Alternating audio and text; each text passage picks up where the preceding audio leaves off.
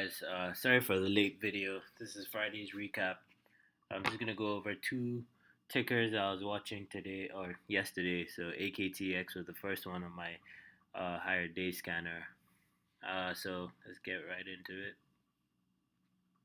So getting the day around 8 o'clock back in the market, you see that the high of the day is about 850, and I say okay, watch for a high watch to buy over pre-market highs of 850 right up to maybe $9 or 860. 10 cent scalps here and there.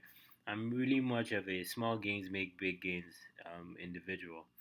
And around 9 o'clock, it starts to spike up, and I'm like, oh, please just wait for me, just wait. This past week, things have been spiking right around 9:20, 9:25. So I said, okay, you know what? I was watching it again above 883, $9. See, okay, if it breaks past that, then we're just gonna ride it up to the high of day or to 10, 20 cents, give or take. Take profits as we go. So uh, I'm using short trader. I click the buy button, 1,000 shares, and there's a restriction on the stock, right? I try buying here, try buying here, try buying here. No dice. I reduce my share size, everything before.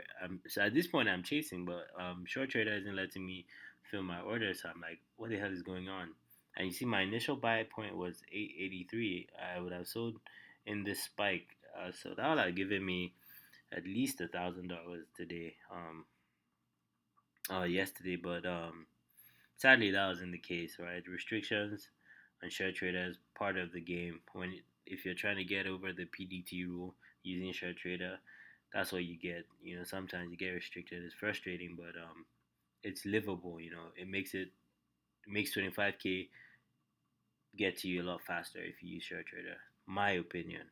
Um, anyway, so so I'm like, what do I do? So the next thing on the radar was SORL.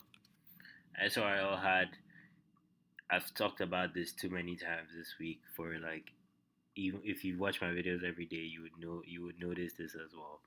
Um, so I put a channel as usual. So if it breaks above pre-market highs, we go in long. If it breaks down, you go in short, right? So I'm watching this. There's a big sell-off at the just before the bell, so I know this is going to be a good short. And but then I don't get in short immediately. I wait. Part of it I feel like is a mistake on my part, but because I'm not so good at shorting stocks, I try to get like the best um entries, right? So I said okay, $4 I'll go short. So I do go short at $4. It goes down to like 382, but that's not really my target. My target was in the 370s, 360s because I felt like it could get there. So I'm short $4, and then it spikes back up immediately, and I get scared out um to 411 because I think, oh, it's going back to high of day, and that was my mistake. At this point, ideally you should short more because this big sell-off is an indication that everyone is going short on this stock, right? So it goes off, you add more, and you ride it down.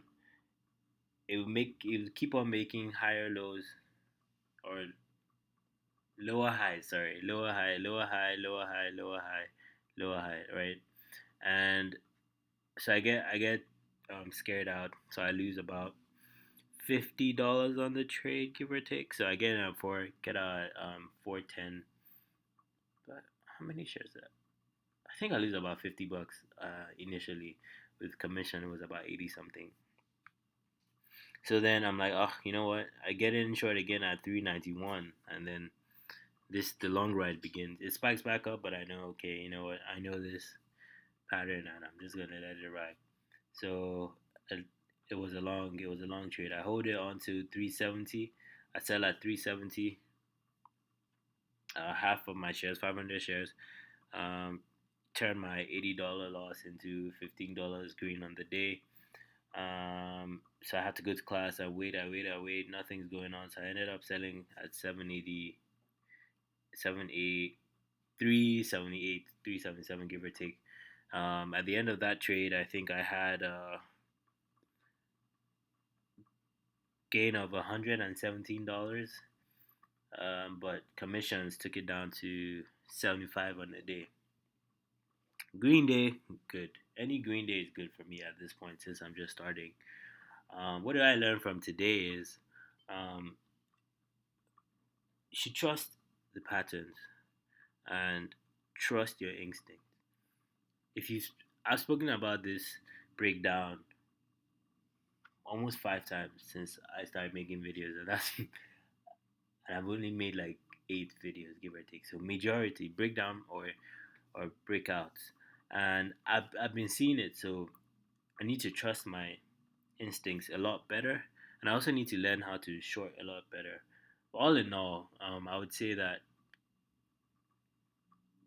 this has been my first profitable week as a trader since I started trading August of 2016. The first week that I made more positive trades than negative trades. So I won 8 times this week, lost 5 times. My net gain is about $1,000, and so my winning percentage for 8 to 5 is about 63, 64, which is pretty good. My goal is to get my winning percentage about 70, 73%, and my profit loss ratio to be 2 to 1, give or take on average. So been a good week this week. I hope I can carry it on next week and for the weeks that follow. My goal initially in 4 weeks was $3,200 to $3,200.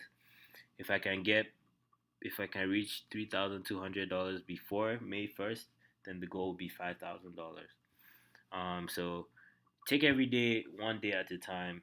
Don't let the losses of yesterday dictate the game today, and don't let what you could possibly do tomorrow dictate what's going on right in front of you, because that's all that matters at the moment. Focus on every day, one day at a time, and eventually you're gonna get there. I'm telling this to my future self as well as the people watching this video. So I hope this helps, and thank you very much for watching.